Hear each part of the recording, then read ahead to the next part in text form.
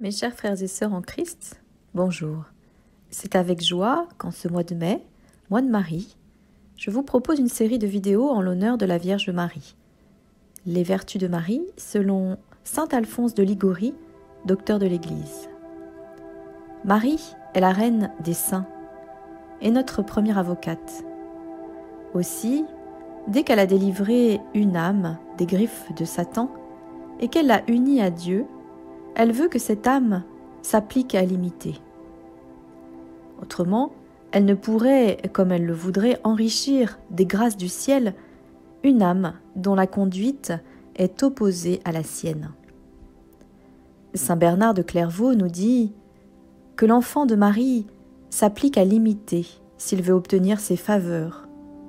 C'est en la voyant l'honorer comme sa mère que Marie le traitera et le favorisera comme son enfant. Les évangélistes nous donnent peu de détails sur les vertus de la Vierge Marie, mais en l'appelant pleine de grâce, ils nous font assez entendre qu'elle eut toutes les vertus, et toutes à un degré héroïque. Elle s'offre ainsi à nous comme le modèle achevé de toutes les vertus. Et puisque l'humilité, selon la doctrine des saints-pères, est le fondement de toutes les vertus, voyons en premier lieu combien fut grande l'humilité de la Vierge Marie. L'humilité est le fondement et la gardienne des vertus, nous dit saint Bernard. Sans l'humilité, aucune autre vertu ne peut exister. Qu'une âme les possède toutes s'évanouiront si elle perd l'humilité. Inconnu du monde, c'est le Fils de Dieu qui est descendu sur la terre et qui nous a enseigné l'humilité par son exemple. Et c'est spécialement en cela qu'il nous invite à l'imiter. « Apprenez de moi, nous dit-il, que je suis doux et humble de cœur. » Matthieu 11, 29. La très sainte Vierge Marie fut la première et la plus excellente disciple de Jésus-Christ. Aussi fut-elle la plus parfaite imitatrice de son humilité. Et c'est par cette vertu qu'elle mérita d'être exaltée au-dessus de toutes les créatures. Quel est le premier acte d'humilité du cœur? Eh bien, c'est d'avoir une basse opinion de soi-même. La Sainte Vierge Marie eut toujours de si bas sentiments d'elle-même que tout en se voyant plus comblée de grâce que tous les hommes et les anges, elle ne se préféra jamais à personne. Ce n'est pas que la Sainte Vierge Marie se crut pécheresse, non, car l'humilité est la vérité, nous dit sainte Thérèse d'Avila. Marie avait la conscience de n'avoir jamais offensé Dieu. Ce n'est pas non plus qu'elle ignora qu'elle avait reçu du Seigneur des grâces plus grandes que toutes les autres créatures, car un cœur humble considère ses valeurs spéciales pour s'humilier davantage.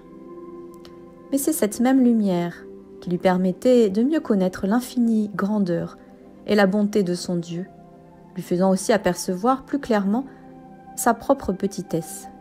C'est pourquoi elle s'humiliait plus que toute autre créature. Ainsi, plus Marie se voyait enrichie de grâce, et plus elle s'humiliait, en se souvenant que tout cela était un don de Dieu. Elle-même l'a déclaré à sainte Élisabeth de l'ordre de saint Benoît. Aussi, dit saint Bernardin, il n'y a point eu au monde de créature plus élevée que Marie, parce qu'il n'y en a point eu de plus humble. Un autre acte d'humilité consiste à tenir cachés les dons célestes. Marie voulut ainsi ne pas révéler à saint Joseph la grâce qu'elle avait eue d'être faite mère de Dieu, encore bien que la nécessité de la lui apprendre fût manifestée, pour délivrer au moins son époux des soupçons qu'il pouvait concevoir sur son honnêteté en la voyant enceinte, ou pour éviter la perplexité où il se trouvait. Joseph ne pouvait en effet douter de la chasteté de Marie. Pourtant, ignorant le mystère, il songeait déjà à la congédier en secret. Matthieu 1, 19. Et si l'ange ne lui avait pas appris que son épouse était enceinte par l'opération du Saint-Esprit, ils s'en seraient réellement séparés. C'est encore un acte d'humilité que de repousser les louanges et de les rapporter toutes à Dieu. Ainsi Marie ne s'est pas troublée en entendant saint Gabriel célébrer son éloge. Et lorsqu'Élisabeth les célèbre à son tour, Marie, attribuant toutes ses louanges à Dieu, répond par un humble cantique. Magnificat anima mea Dominum. Mais si elle lui dit, Élisabeth, vous me louez, mais moi je loue le Seigneur, à qui seul tout honneur est dû. Vous m'admirez parce que je viens à vous, et moi j'admire la divine bonté, en laquelle mon esprit se réjouit uniquement. Vous me louez d'avoir cru, et moi je loue mon Dieu, qui a voulu élever mon néant. C'est ce que confirment les révélations de Marie à sainte Brigitte de Suède, et un texte de saint Augustin sur l'humilité de la Vierge. Un autre acte d'humilité est de se plaire à servir les autres. Aussi Marie s'empressa de se rendre auprès de sa cousine Élisabeth pour la servir pendant 3 mois. Les humbles se tiennent volontiers en retrait et choisissent la dernière place. C'est par ce motif, suivant saint Bernard, que Marie, désirant parler à son fils qui prêchait dans une maison, ne voulut point y entrer d'elle-même pour ne pas l'interrompre. C'est par ce motif encore que, se trouvant dans le cénacle avec les apôtres, Marie voulut prendre la dernière place. Actes des Apôtres, chapitre 1, verset 14. Ce n'est pas que saint Luc, qui rapporte ce fait, ignora le mérite de la Divine Mère, qu'il aurait dû la nommer la première. Mais c'est que Marie s'était réellement placée à la dernière place, au cénacle, après les apôtres et les autres femmes, et que saint Luc, suivant la réflexion d'un auteur, les énumère d'après la place qu'ils occupaient. Enfin, l'humilité fait aimer, les mépris par amour. Il n'a pas été écrit que Marie était parue à Jérusalem le jour des rameaux, lorsque son fils y fut reçu avec tant d'honneur par le peuple. Non, au contraire, c'est quand Jésus va mourir qu'elle se montre publiquement sur le calvaire, partageant les souffrances et ne reculant pas devant le déshonneur d'être reconnue, comme la mère du condamné qui allait subir une mort horrible de la main d'infâmes bourreaux. C'est bien là ce que la Vierge Marie expliqua à sainte Brigitte de Suède.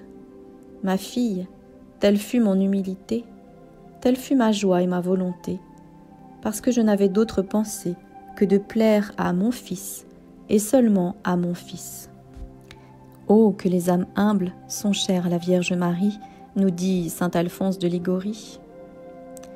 Sans doute, elle accourt à la voix de tous ceux qui l'invoquent. Si donc, continue le docteur de l'Église, vous aimez Marie, efforcez-vous donc de devenir humble comme elle. Prions. Ô ma reine, ainsi donc, je ne pourrai être ton enfant si je ne suis pas humble. Ô maman Marie, regarde mes péchés qui m'ont rendu si ingrat envers Dieu et qui ont fait de moi un orgueilleux. Ô ma mère, ô ma tendre et douce mère, viens à mon aide. Par les mérites de ton humilité, obtiens-moi que je devienne humble et que je devienne ainsi ton enfant. Amen.